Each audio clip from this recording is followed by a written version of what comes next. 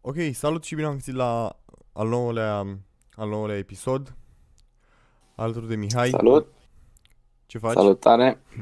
Bine, foarte Ah, bine.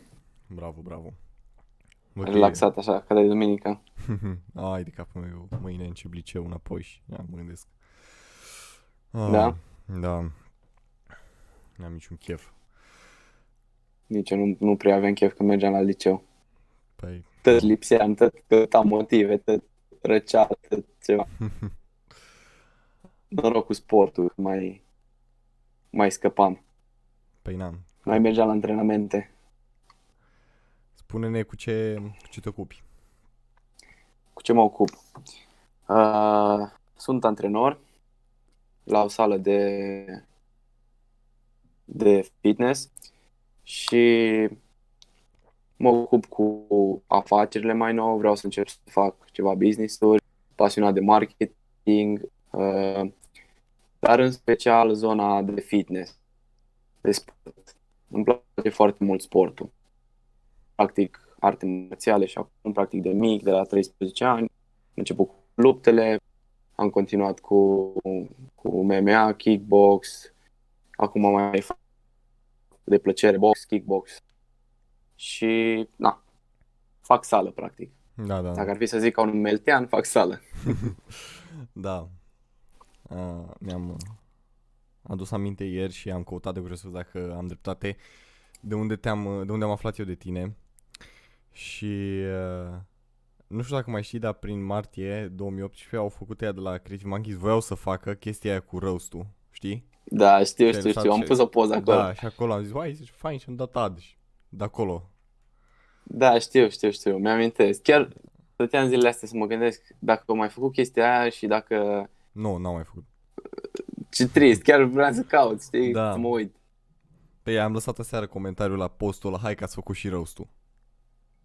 Că mi-am adus Nu, aminte, cred că, băi, martie 2018 în pana mea, adică cred că se simte nimeni acolo. Cine știe? au și Poate în uitat. deceniul ăsta. Da, da. O, eu. Din ce oraș ești? Din Timișoara. În Timișoara stau acum. Ai, fain. Stau de vreo 6 ani aici. Am plecat pe la 15 ani de acasă. Holy Am shit. zis, gata, e timpul.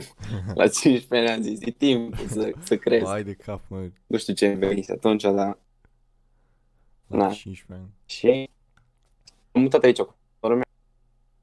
Am crescut împreună cumva. Da, am ajuns în punctul ăsta. Așa. Și cum îi să fii antrenor acolo la sală? Dai de dubioși pe acolo pe la sală? Da, îți dai seama că eu sunt angajat și ca instructor și ca antrenor. Ca să-ți faci ideea, ca instructor am program și în afara programului antrenez oameni. Și când sunt program, vin tot felul de oameni. Oamenii vin, gândește că vin oameni mai pregătiți decât mine și din ceva motiv au nevoie de ajutorul meu. Și nu înțeleg de ce.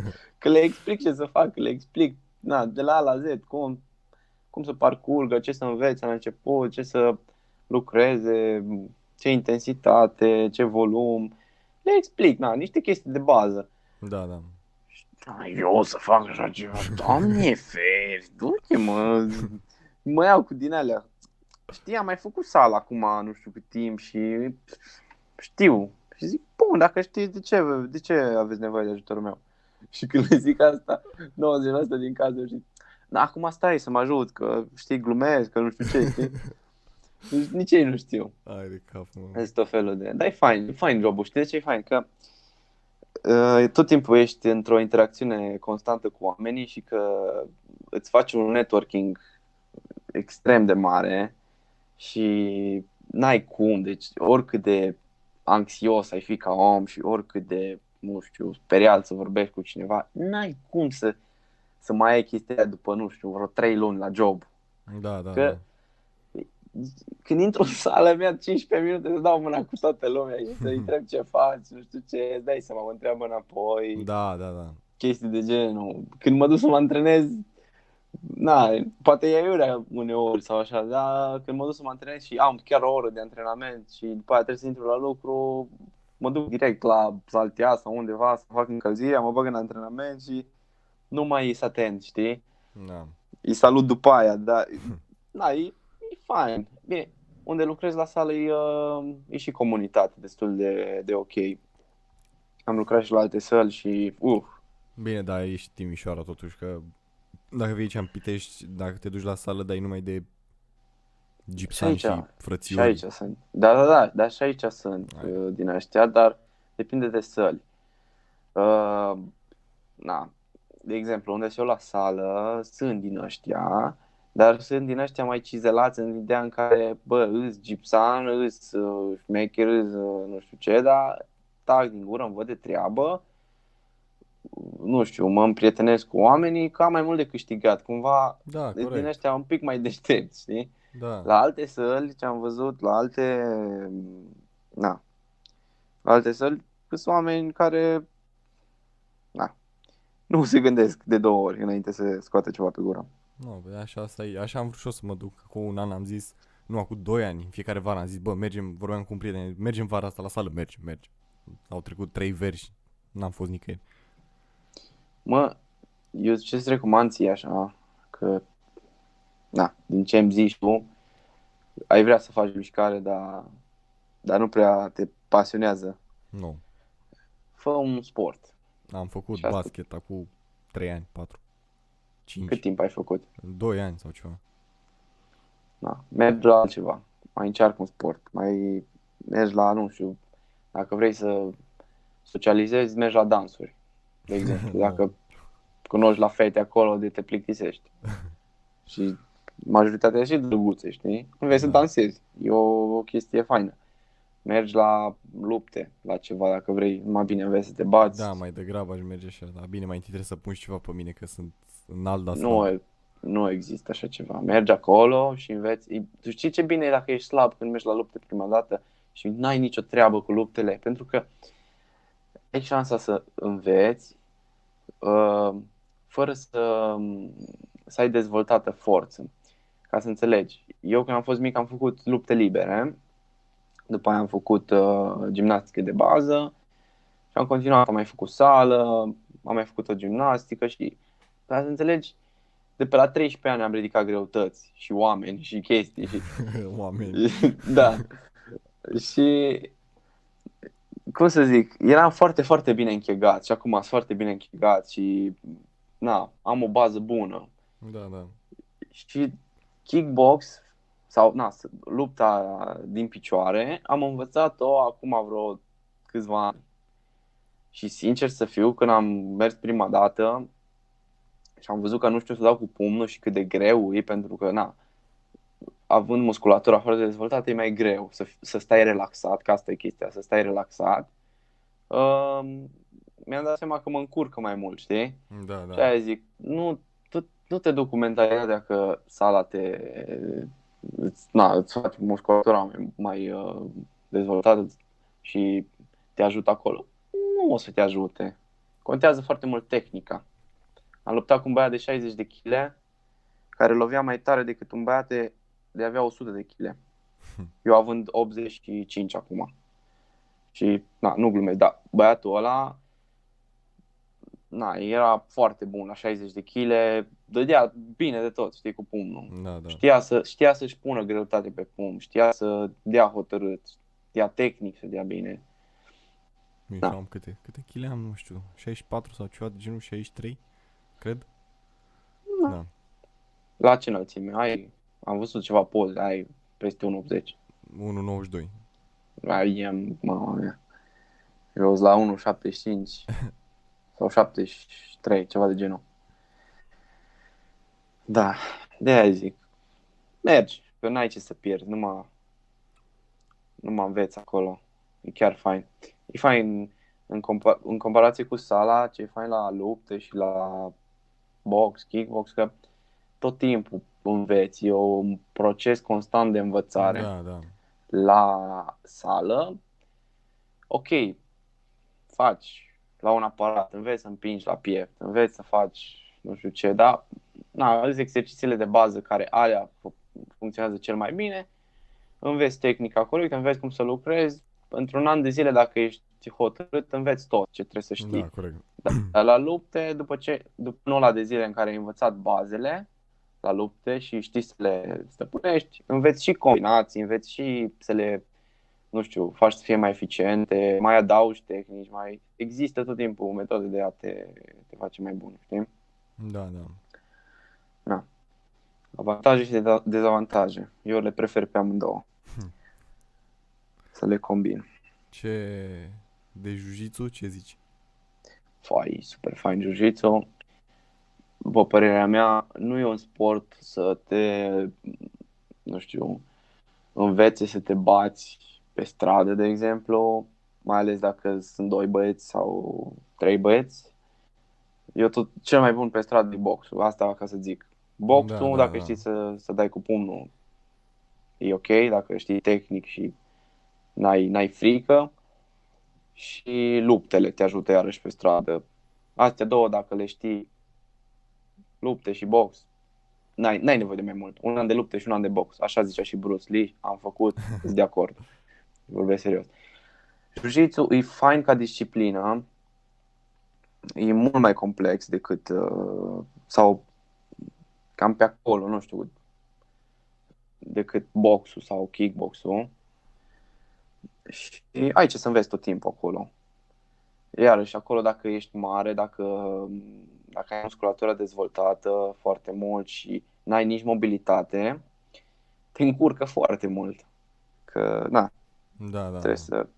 trebuie să intri în niște clinciuri cu adversarul, trebuie să faci niște procedee și dacă nu poți să întorci tu mâna, să-i pui, să-i faci un choke sau să-i faci un triunghi, e mai dificil. Știu că am încercat și eu la un moment dat să fac și n-aveam în perioada aia mobilitate deloc și groaznic a fost. Dar am învățat în timp. Totul se învață. Da, corect. Numai să vrei. Da. Uite, acum s-au auzit perfect, deci minutele astea, cred, nu știu, n-am stat să observ, dar n-am observat cum făcea Discord-ul. Da. Frumos. Nu e nimic. Bine, dacă e înregistrat, e bine. Păi nu. Hai de capul, nu știu. Da, era ceva să filmezi o oră și la final, puteai când am dat record. Sau să fie, deci asta mi-a fost cel mai frică, să se ia curentul sau netul. Da. Adică prefer să se ia netul, că așa pot să opresc, netul, că așa pot să opresc filmarea. Dacă se ia curentul nu se salvează nimic. Și, Vezi, aici am avantaj că pe telefon și dacă se ia curentul. Da. Dar nu înregistrezi nimic. Mai pățeam asta la chestii când editam. Bine, nu mi se lua curentul sau ceva, dar dacă editam ceva sau dacă mă refer la un video pe telefon și multe aplicații sunt tâmpite și nu poți să dai undo. Și îți dai seama. Da. Și trebuia să închid toate ăla, să șterg și să iau de la început. Sau eu am înregistrat două podcasturi scurte de tot de 5 minute, le-am făcut pe Anchor și acolo vreau să tai niște bucăți din podcastul ăla și m-am chinuit de o grămadă de ori că tot așa nu este să dai undo. Și trebuie să le închide vreo câteva ori. Le-am uploadat și eu și le-am redirecționat către celelalte platforme de streaming. Da, e foarte tare chestia. Nu știam adică aflasem la un moment dat de el, după l-am văzut și la tine și atunci am zis, hai să-l folosesc și eu să văd cum e. Măi, eu nu m-am chinuit foarte mult cu el, dar mi l-a distribuit și 20 de oameni am văzut că se uită la podcasturile alea două, sau s-au uitat, știi? Da. Și dacă aș posta mai des, gen, și dacă postez o dată pe săptămână, sigur aș aduna following, numai că mi l-au distribuit. Măi, ok, ar fi fain să facă oamenii mai mult podcast, că în România nu se prea face podcast bun, să zic, sau podcast fain. N-am văzut cel puțin de sport, din domeniul meu sau de, nu știu, poate îmi zici tu, de video editing, de Da, jocuri, da. de chestii. Nu, sunt podcasturi de jocuri, de ceva, Nu mai mult prea. streamuri. Dar nici streamuri. Nu, Da, sunt câteva, streamuri nu dar... prea. Na.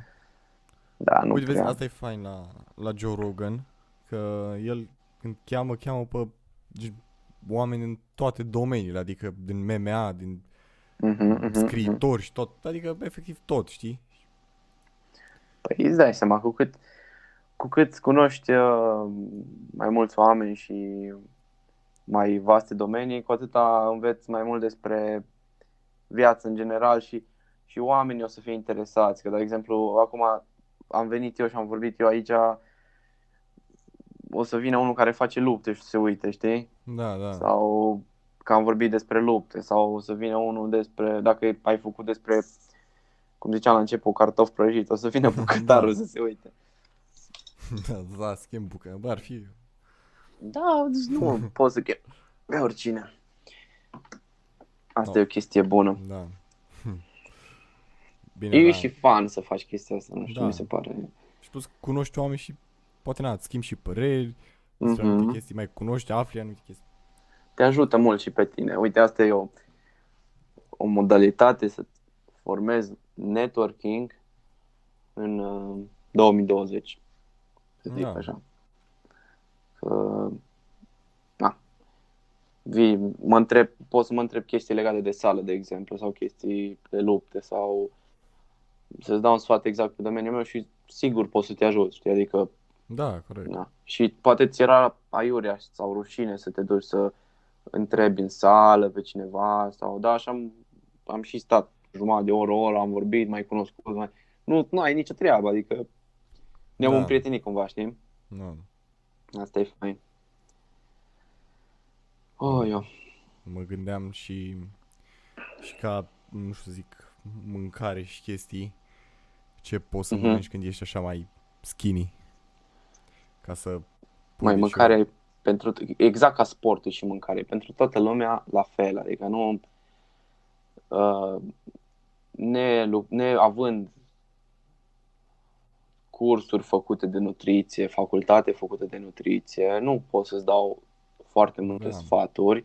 În ce mă pricep foarte bine e teoria antrenamentului și cum să te antrenezi bine, dar depinde de scop. Tot timpul trebuie să ai un scop anume. Dacă vrei să adaugi masă musculară, e logic că trebuie să mănânci într-un surplus caloric. Da, Asta da. înseamnă să îți calculezi la început caloriile, să vezi câte consumi și să adaugi un 500 de calorii în plus.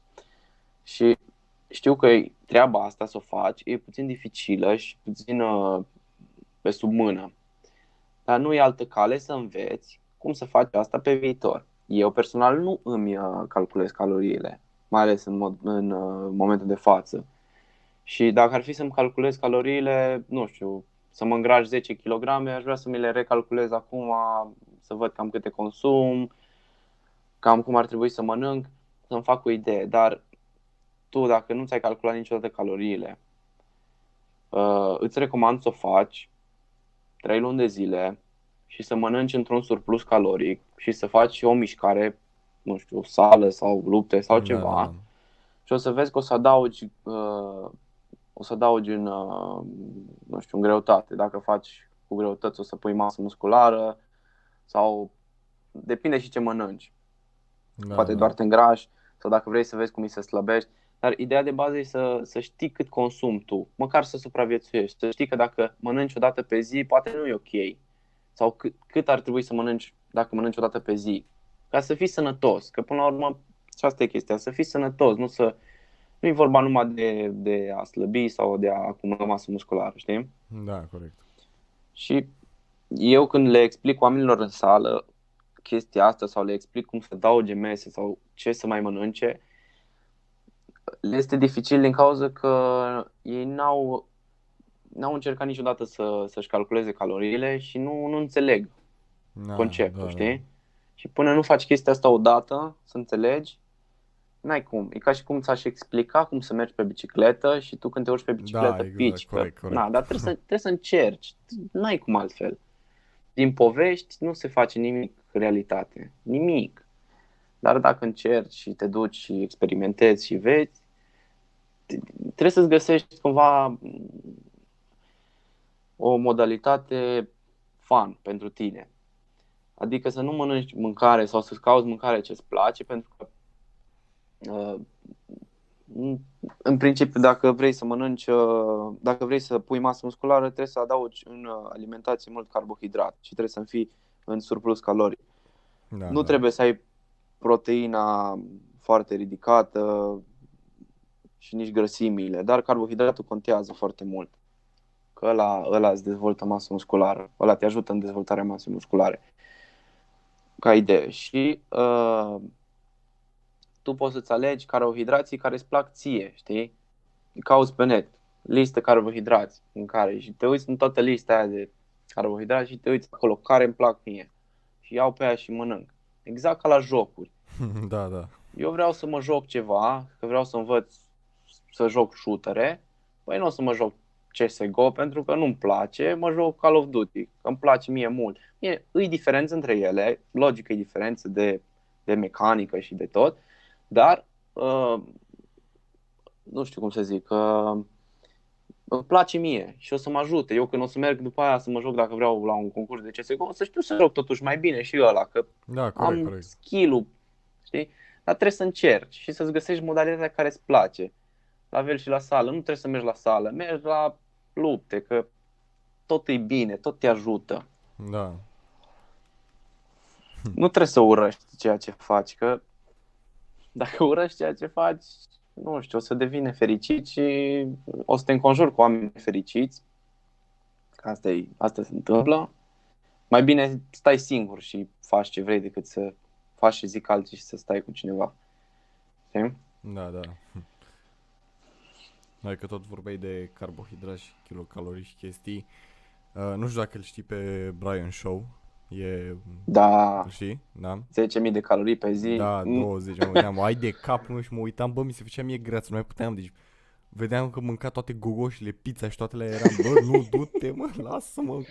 Nu, la nivelul ăla trebuie să consumi foarte mult caloric. Da, mi-am Adică îmi dau seama. Da, cât au ursul ei, adică, are vreo 130. da, și mai are și 2 metri și ceva, deci, Gândește-te, tu ai peste 190, ai zis, nu? da, Deci lejer poți să ai 100 de kg tu. da, În timp, până la 30 de ani, să zic, și poți să fii, acum că ai 19, dacă te apuci de un sport, orice sport, și vrei, sau dacă vrei să faci, de exemplu, culturism și vrei să arăți bine, sau sală în general, te apuci de treaba asta și înveți în timp, poți să ajungi pe la 100 de kilograme, de la cât ai acum? 60 și... 63, ceva de genul. 63, zici, nu? Da, Îți dai seama. da, da. Și să arăți foarte bine și să, fii dezvoltat, pentru că se poate, numai... Dar ziceai de Brian Shaw, e foarte tare, se ocupă cu strongman. Mă Da. pasionează mult și pe mine strongman-ul și Da, știu și eu, adică competițiile. doar mă pasionează și să mă uit, nu să și fac chestia. Dacă îi faci sport și ai progresa, ai vedea cum îi să faci, să ai experimenta un pic și cu greutăți și așa, ți s-ar părea interesant dacă ai încercat și așa, crede-mă. Dacă ți se pare interesant să te uiți, o să fie interesant și să faci. Da, mă fascinează să mă uit. Deci, îmi place că știi că filmează și cu, nu mai știu cum cheamă, Robert, ceva, nu mai știu cum, și mai are o grămadă de prieteni de-ai lui care mi se pare amazing și când se duc și arată ce își cumpără de mâncare și se duc la sală și Îți dai seama, da, e ceva fain. bine, dar am văzut că îl costă mâncarea, deci când se duce și cumpără, ai de cap, deci de la bani. Deci hai să zic ceva, cu cât te dezvolți mai mult, cu cât adaugi masă musculară sau kilograme pe tine, cu atât o să... Nu mă refer doar la masă musculară, mă refer cu cât te îngrași mai mult, să zic așa, Da. o să mănânci mai mult. Știi? Că devine și o obișnuință cumva și o să consumi mai mulți bani. Acum, dacă îi să-ți dau un sfat, preferă să adaugi masă musculară, Da. că e o investiție mult mai bună. Știi ce zic? Na, și știu ce zici. Și eu consum foarte mulți bani pe mâncare și... dar n-am cum să nu mănânc. Bine, normal, la tine îți dai seama. Da, Dubios la leșini acolo la sală. Le arăți lui ăla.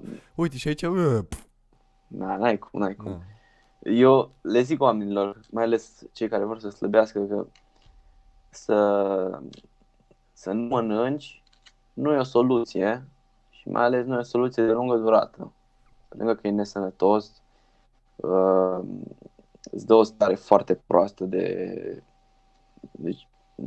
spirit, nu ai chef de nimic, te enervezi, Da, e nesănătos. Nu e ok să te înfometezi dacă vrei să slăbești sau să mănânci foarte puțin. Pentru că să slăbești și din masă musculară, apă, grăsimi sau și mai rău nici să nu mai hidrate. Asta e o chestie. Eu, dacă aș vrea să slăbesc, aș mânca într-un deficit caloric, dar, cum să zic, aș mânca mai mult. Adică eu mă pe zi cam 3000 de calorii pe zi, de exemplu. Și aș mânca de 2800 acum. Da. Dacă vreau acum să slăbesc într-o lună de zile 3 kg, să zic mănânc 2800, 2700 plus sport, plus deci trebuie combinat să am un echilibru. Da, Nu mă arunc acum eu. face și Messenger-ul fițe. Stai.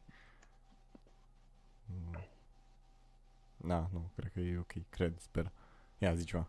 Eu, Nu, minunat. continui sau nu? Hai că vă s-aude ok, gata, continuă. Bun. Nu mă arunc să mănânc 2000, nu știu ce. Vezi o că Nu, stai.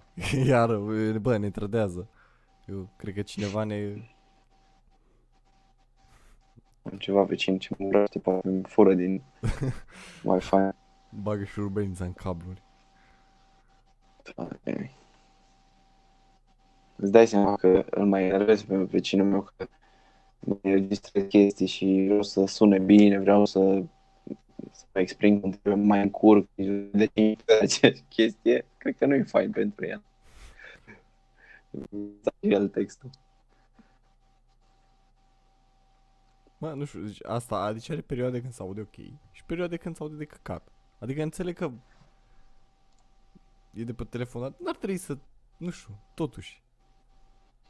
Da, nu știu. Tocmai am trecut de pe Android pe iOS și de ceva timp, cam așa, nu sunt super, super mulțumit, să zic. Da. Mă blochează, cum să zic, nu știu ce folosești tu. Android, da, trebuie să schimb și o lună asta telefonul și o să trec și-o tot pe iOS. Faci chestii gen piratezi lucruri sau pe telefon? Ce să fac? Piratezi lucruri? Nu. În sensul de descarci? De obicei chestii. cumpăr, dacă vreau melodii, le cumpăr pe telefon. Am înțeles. Dacă vrei să faci chestii de genul, nu e. Ah, Sau nu. pur și simplu că ai chestia, că nu vreau să piratez nimic, dar vreau să-mi trimit de pe telefon, pe com sau să videourile, știi că eu filmez cu telefonul, că de-aia l-am luat. Da. Vreau să-mi trimit, să le fac ca lumea, știi? Să mi le pun pe com, să mi le salvez, să le trimit la cineva, că vreau să le trimit. Și la un video de 10 minute să-l trimit, dacă am făcut, nu știu, o chestie, un podcast, ceva, mă chinui să-l trimit, știi? Da, Sunt metode, dar aici nu cumperi, tot ce e gratuit e rahat. Știi? Adică, încearcă să facă cât mai mulți bani de pe tine. Am observat chestia asta. Păi, îți dai seama că fiecare... Da. Metode de a face bani nu sunt foarte faine astea.